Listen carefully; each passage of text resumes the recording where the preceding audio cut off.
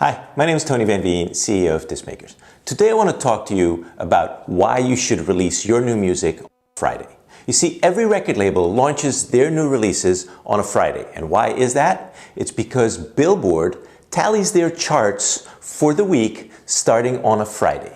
So from Friday to Thursday, they count all the streams, all the plays, all the sales of downloads of physical product, and that becomes the basis for their chart for the week.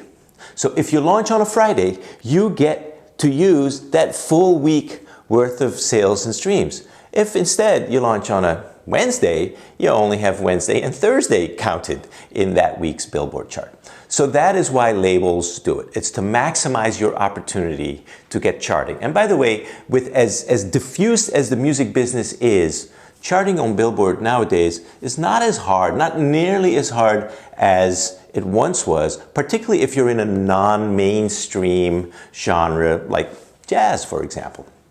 So how do you release your music on a Friday? Well, it's pretty simple. When you go to your distributor, in the distributor dashboard, there is a place where you can set your release date. And you want to make sure that you choose a date that falls on a Friday.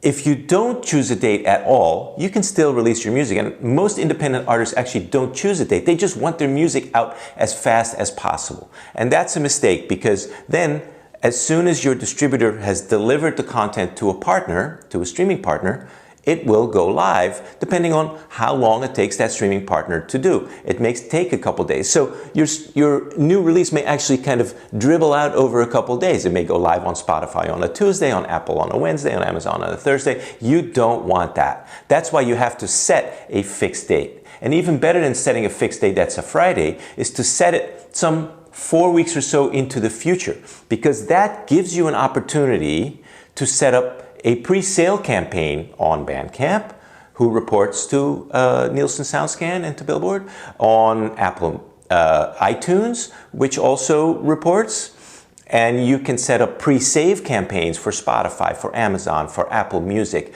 so that on that Friday when your song goes live, all those songs will drop into playlists of your fans who have pre-saved it, and they can immediately play it. And that will all add to the tallies and give you an opportunity to chart.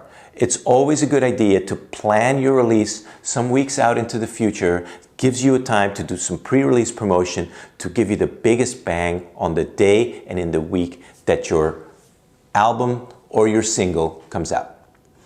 I hope you found this helpful. See you next time.